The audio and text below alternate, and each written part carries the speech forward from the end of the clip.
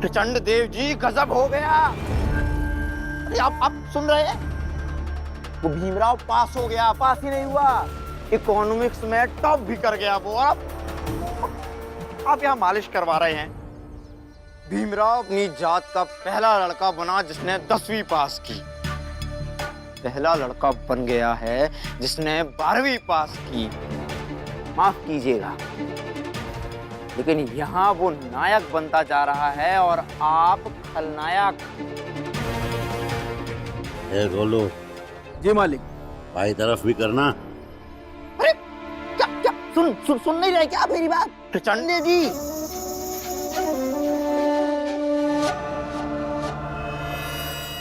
करवाइए, मालिश करवाइए और थोड़ा जोर लगवाइए, क्योंकि चमड़ी मोटी हो गई है आपकी।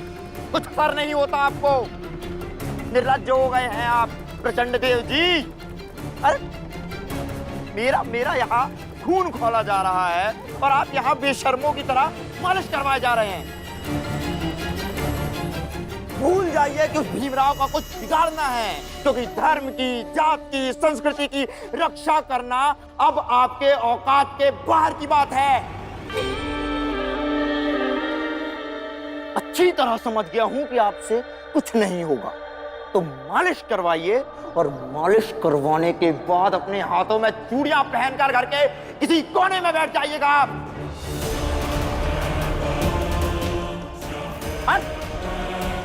नरोत्तम जोशी, कल का लौंडा हमें औकात दिखा रहा है। हमने तुझे तेरी औकात नहीं दिखाई तो हमारा नाम भी प्रचंड देव नहीं। तू क्यों रुक गया? हाँ? नहीं मालिक। कर मालिश।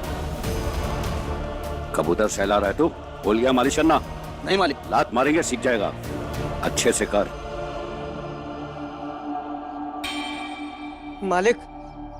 मालिक छुट्टी चाहिए। बेटी ने आके कहा मेरे दरवाजे का पशु रस्सी तोड़कर भाग गया, उसे ढूंढने के लिए जाना। क्या?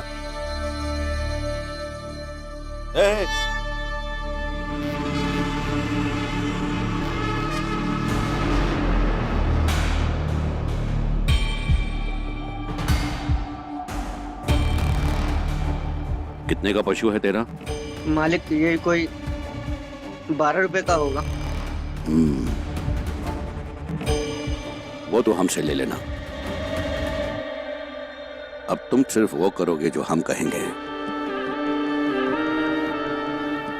गोलू। जी मालिक।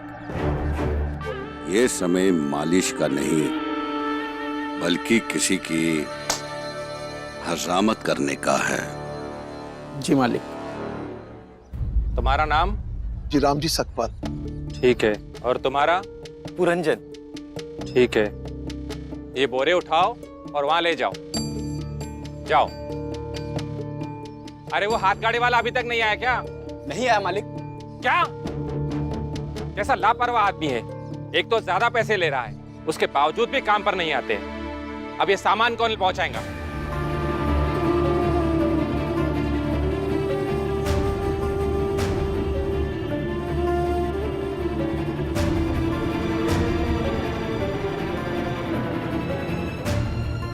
राम जी, क्या सोच रहे हो?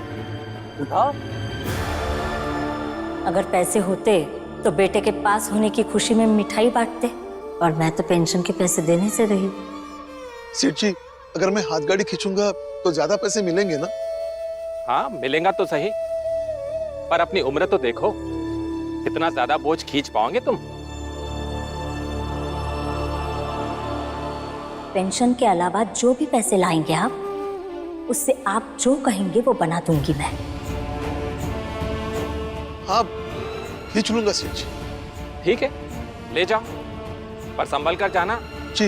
अरे राम जी, लेकिन राम जी, अरे सुनो तो राम जी, ये हाथ गाड़ी पर बोरियों का वजन देख रहे हो कितना है? हम खींच पाएंगे ये? खींचेंगे, खींचना पड़ेगा, ज्यादा पैसे मिलेंगे। लेकिन राम जी, ज्यादा पैसे मिलेंगे, हम ये कर पाएंगे? करना पड़ेगा पुरंजन। राम जी, भीम का बाप हूं, ज्यादा पैसे कमा कर जाऊंगा तो घर में कुछ बनवाऊंगा, जिससे भीम का हौसला बढ़ेगा, वो आगे की पढ़ाई करेगा। भीम आज कॉलेज गया है, आगे की पढ़ाई के बारे में पूछताछ करने, तो मेरा भी कर्तव्य बनता है ना कि मैं मेरी मेहनत और बढ़ाऊं, ताकि कल को भीम को कोई दिक्कत ना हो, परेशानी ना हो। राम जी तुम्हारी सारी बात ठीक है, लेकिन इतना ज्यादा वजन कैसे खींच पाएंगे हम? करना पड़ेगा।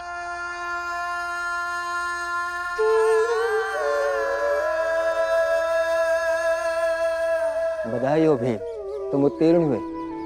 अर्थशास्त्र की परीक्षा में तुमने सर्वाधिक अंक प्राप्त किए। धन्यवाद गुरुजी। और नाम जोशी जी, आपको भी बधाई हो। मुझे? वो किस लिए? यदि शिष्य सफल हो जाता है तो उसकी सफलता का श्रेय उसके गुरु को भी मिलना चाहिए। तब तो आप भी बधाई के पात्र हुए। आपको भी बहुत बहुत बधाई हो।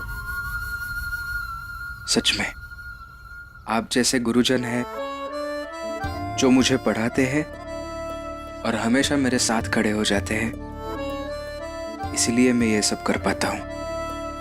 आप दोनों का बहुत बहुत धन्यवाद। लेकिन गुरुजी, मैं आगे की पढ़ाई के बारे में जानना चाहता हूँ। एडमिशन प्रोसेस क्या है? मुझे क्या क्या करना होगा? आगे की पढ़ाई? भीमराव, मुझे ये जानकर अत्यंत प्रसन्नता हुई कि तुम अपनी पढ़ाई को जारी रखना चाहते हो। जो मैं जीवन में करना चाहता हूँ उसके लिए आगे पढ़ना बहुत जरूरी है, इसलिए आगे की पढ़ाई तो करनी ही होगी। नाम जोशी जी, भीमराव अपनी जात का पहला विद्यार्थी है जो 10वीं और 12वीं की परीक्षा में उत्तीर्ण हुआ है। और केवल उत्तीर्ण ही नहीं हुआ है, बल्कि अर्थशास्त्र में सर्वाधिक अंक प्राप्त किए हैं भीमराव ने। भीमराव की पढ़ाई हमेशा केवल रोजगार पाने तक सीमित नहीं रही। इसे तो नायक बनना है, अपने जात का, अपने समाज का। अपने समाज और अपने जाति के लोगों की स्थिति बदलने के लिए अपने समाज के लोगों को समाज में बराबरी का हिस्सा देने के लिए भीमराव को लड़ना होगा और लड़ाई में विजय प्राप्त करनी होगी। और इसका केवल एक ही मार्ग है कि भीमराव आगे पढ़े और आगे बढ़े। इसलिए भीमराव का आगे पढ़ना अत्यावश्यक है।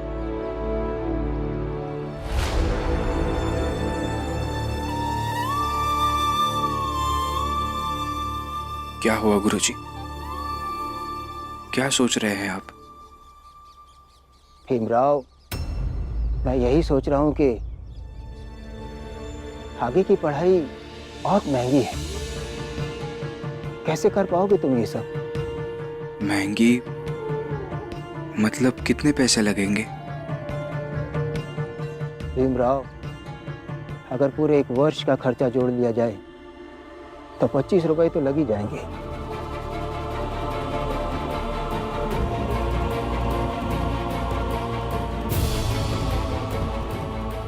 ₹25? हाँ भीमराव। हाँ, समस्या ये भी है कि ये पूरा पैसा इस 1 माह की अवधि में जमा करना होगा। 1 महीने में 25 रुपए कहाँ से लाऊंगा गुरुजी? यही तो मैं सोच रहा हूँ भीमराव। मुझे कहना तो नहीं चाहिए, लेकिन तुम्हारे लिए आगे की पढ़ाई कर पाना बहुत कठिन होगा। कैसे कर पाओगे ये सब?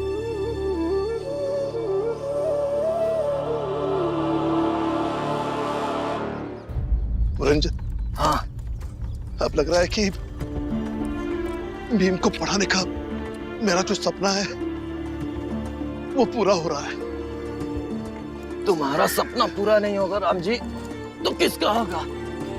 तुम बच्चों के लिए इतनी मेहनत करते हो, इसलिए मुझे पूरा विश्वास है कि तुम्हारे हौसले के बीच में कभी कोई रुकावट नहीं आएगी। जोर से खींचो राम जी, थोड़ा ऊपर। रंजन, जोर से। हाँ।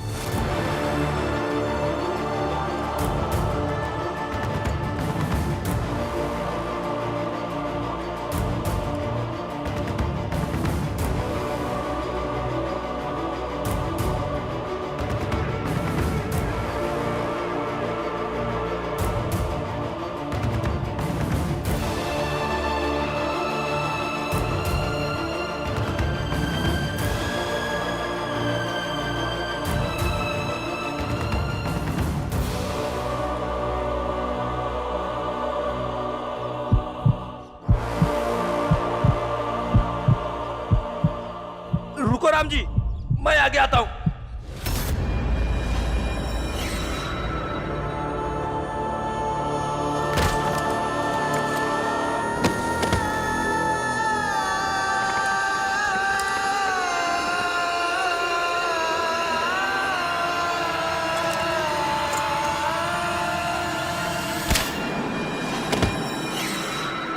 राम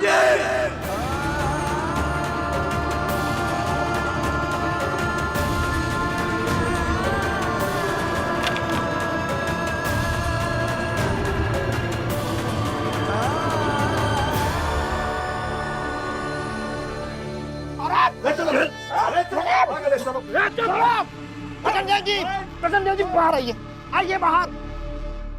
ये क्या कर रहे? ये क्या बदतमीजी है प्रचंड जी? इस बदतमीजी के लिए इन्हें दंडित कीजिए। मालिक, मेरा जो पशु भाग गया था वो नरोत्तम जोशी जी के दरवाजे के आगे मर गया। इन पे पशु हत्या का पाप चढ़ा है और ये उस पाप का पश्चाताप करने से इनकार कर रहे हैं। झूठा! क्या झूठ बोल रहा है? क्या क्या क्या चाहता है? कि तेरे पशु को पागा पहन के मैं गली गली भीख मांगू?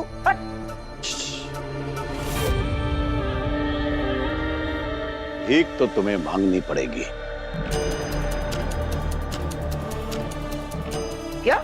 क्या बात कर रहे हैं प्रचंड देव जी आप? मतलब हम बिल्कुल सही कह रहे हैं। बात हमारी संस्कृति, संस्कार और मान्यताओं की है। बात हमारे परंपराओं की है। और तुम्हें मौका मिला है कि तुम सबके लिए उदाहरण बन सको। हर जात वालों को ये बता सको कि तुम अपनी जात और अपने धर्म के लिए कितने अड़िग हो। प्रचंड देव जी, आप मुझे जानते हैं ना? आपको नहीं पता मैं कौन हूँ? कैसी बात करते हो तुम? हम जानते हैं ना, नरोत्तम जोशी हो तुम। लेकिन तुम्हें ये करना ही होगा। नरोत्तम जोशी जी के पाप के प्रायश्चित की प्रक्रिया शुरू करें। इन्हें बांध दें। मैंने नहीं किया। अच्छी तरह समझ गया हूं कि आपसे कुछ नहीं होगा, तो मालिश करवाइए और मालिश करवाने के बाद अपने हाथों में चूड़ियां पहनकर घर के किसी कोने में बैठ जाइएगा आप। नरोत्तम जोशी, इस इलाके में प्रचंड देव से बड़ा आज तक ना कोई हुआ है और ना कोई होगा।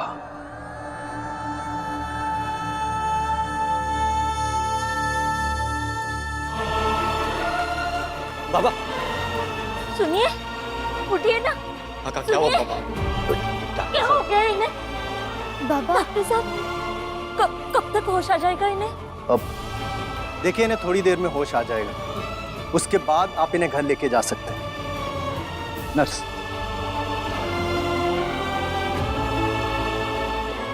लेकिन कैसे हुआ है ये सब? तुम्हारे साथ गए थे ना?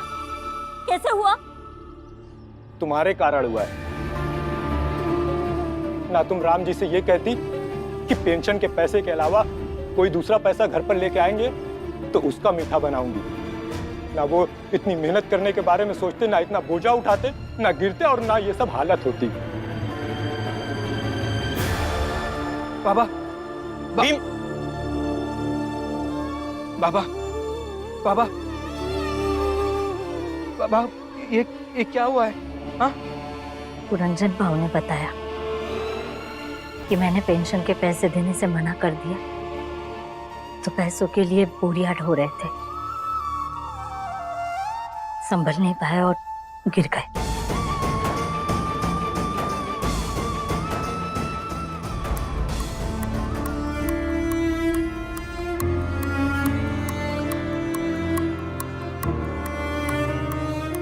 बाबा, कैसा लग रहा है आपको? कैसे बाबा?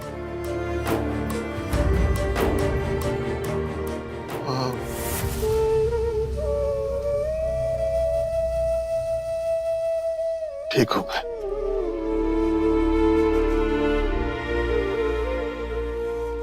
चलो घर चलते। नहीं नहीं नहीं बाबा, आप यहाँ पे आराम कीजिए, घर नहीं जाना है अभी। नहीं, मेरी बात सुनो, घर चलते। ऐसा क्यों कर रहे हैं बाबा? चलो बाबा आराम से। भैया आ जाओ बाबा।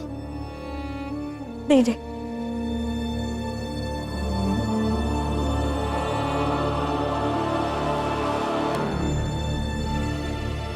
क्या हो रहा है क्या बाबा? बाबा? क्या हुआ? बाबा राम जी, डॉक्टर साहब,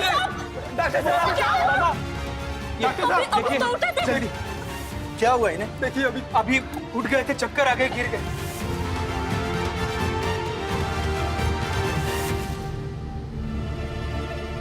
क्या हुआ होगा इन्हें? इनको जल्दी से जांच कक्ष में लेकर चलिए। इनके पूरे शरीर की जांच करनी पड़ेगी। हाँ वार्ड बॉय, जल्दी आइए। जल्दी लेकर चलिए इन्हें। जल्दी चलिए। बेटा आराम से, आराम से, आराम से। चलिए।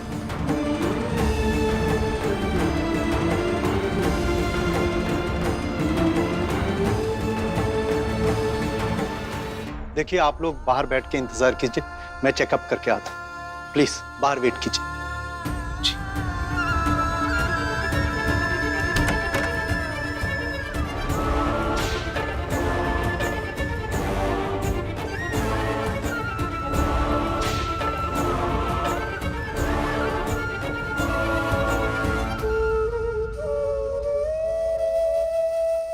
मुझे डर लग रहा है। क्या हुआ बाबा को अभी अचानक? उम्र हो गई है उनकी, फिर भी मजदूरी करनी है, मानते ही नहीं है। पता नहीं डॉक्टर साहब क्या कहेंगे आप।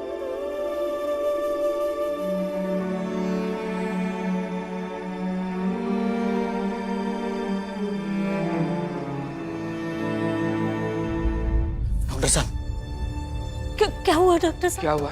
देखिए, अच्छा हुआ कि वो सिर्फ अपनी सर की चोट का इलाज करवाकर नहीं गए, बल्कि उनके सारे शरीर की जांच हो गई। उनकी हालत काफी खराब है और अगर ध्यान नहीं रखा गया तो आने वाले दिनों में उनकी हालत और बिगड़ सकती है और कुछ भी हो सकता है। कुछ भी मतलब?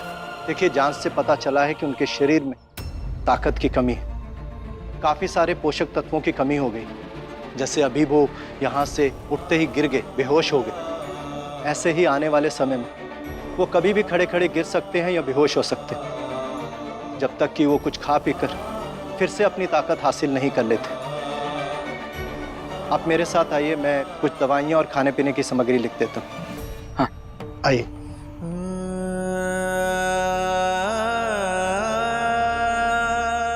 देखिए, आप उनके बेटे हैं, इसलिए सबसे ज्यादा जिम्मेदारी आपकी है। उन्हें पूर्ण तरीके से आराम करवाइएगा और हाँ, कामकाज बिल्कुल भी नहीं। उम्मीद कीजिए कि 1-1.5 महीने में वो बिल्कुल ठीक हो जाए। जी, हम पूरा ख्याल रखेंगे डॉक्टर साहब। खाने पीने में उन्हें क्या देना है मैंने इसमें लिख दिया। जी, ये लीजिए। जी धन्यवाद।